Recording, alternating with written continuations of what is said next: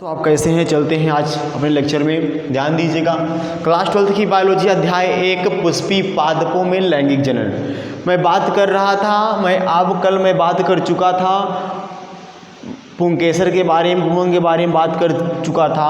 और आज मैं स्पेशली जो नर जननांग है, जो नर के अंदर से नर जननांग जो पुमंग था अर्थात जो पुंकेसर था, उसके अंदर से निकला हुआ पराकड़ की बात करेंगे।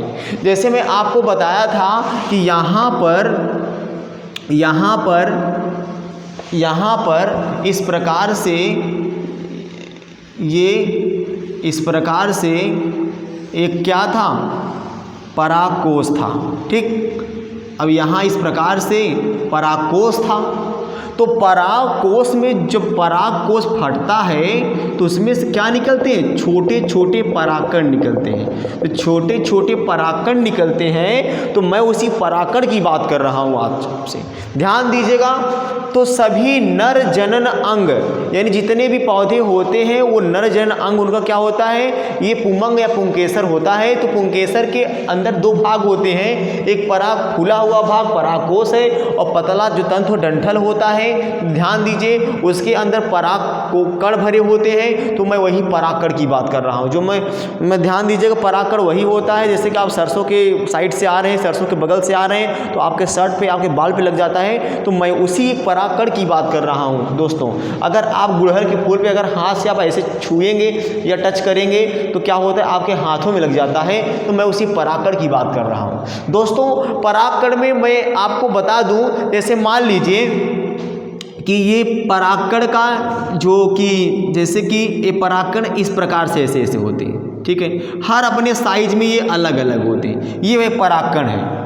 तो दोस्तों, ये परागकण में बहुत सारी कोशिकाएं होती हैं। मैं परागकण की बात कर रहा हूँ, ढेर सारी सेल इसमें होती हैं, बहुत सारी कोशिकाएं इसमें होती हैं। तो परागकण में होता, परागकण के ऊपर एक झिल्ली होती है, उसका नाम है स्पोरोपोलेनिन।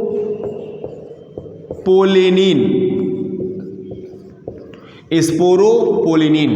जो परागकण की ऊपरी झिल्ली होती है वो स्पोरोपोलिनिन की बनी होती है, जिसे बोलते हैं बाह्य झिल्ली। ठीक है, तो जो बाहरी झिल्ली होती है, बाह्य मेम्ब्रेन होती है, तो वो मेम्ब्रेन किसकी बनी होती है, स्पोरोपोलिनिन की बनी होती है, बाह्य त्वचा होती है। तो ध्यान दीजिएगा कि लगभग जितने भी प्लांट होते हैं, तो प्लांट के अंदर जो परागकण होता है दोस्तों, उसमें 25 से 50 माइक्रोन के होते, माइक्रोमीटर के होते हैं। 25 से 50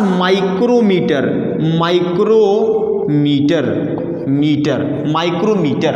ये अपने रंग में, अपने शेप में, अपने साइज में डिफरेंट होते हैं, भिन्न होते हैं। तो यहाँ पे जो परागकण होता है, नर जननांग है, जिसके बिना कोई भी बीज का निर्माण नहीं हो सकता है। तो यही परागकण क्या करता है, ये परागकण करता क्या है कि मादा के अंडाशय में, वर्तिका से होते हुए अंडाशय में जाके मिक्स होकर मिलकर पॉलन ट्यूब के द्वारा एक जानते हैं अंडाशय में मलक भ्रूण का निर्माण करता है। तो ध्यान दीजिएगा, इनकी लगभग जो डायमीटर होती है 25 से 50 माइक्रोमीटर की होती है। तो 25 से 50 माइक्रोमीटर की होती है।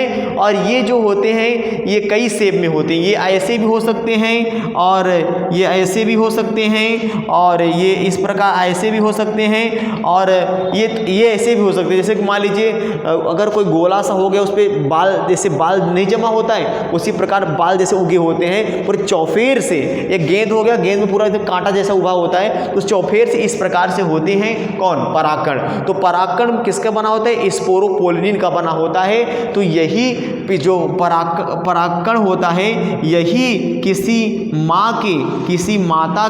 किसी माता बोले तो फीमेल के पार्ट पर यानी स्त्री केसर पर यानी जायांग पर गिरकर यही निषेचन करने में मदद करता है।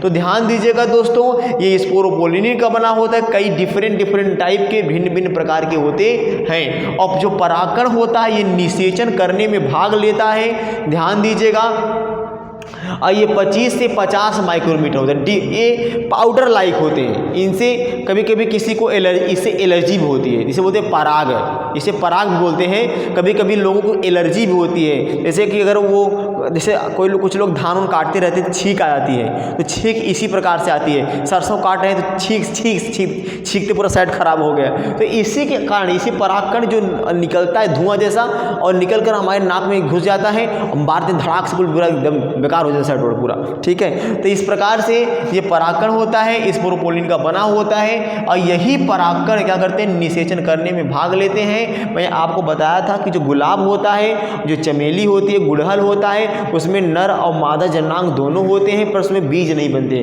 क्योंकि जब उनके अंदर वेजिटेटिव रिप्रोडक्शन हो रहा है तो उनको अंदर बीज बनाने की आवश्यकता है। जब वो काट कर आप लगा रहे हैं तो उनको बीज बनाने की आवश्यकता है। तो इस प्रकार से दोस्तों ये जो है कि ये परागकण होता है, ये पुष्पी पादपों का नर जनांग है। एक ऐसा जनांग है दोस्तों, नर जनांग है, ठीक है। ये नर जनांग है, ठीक।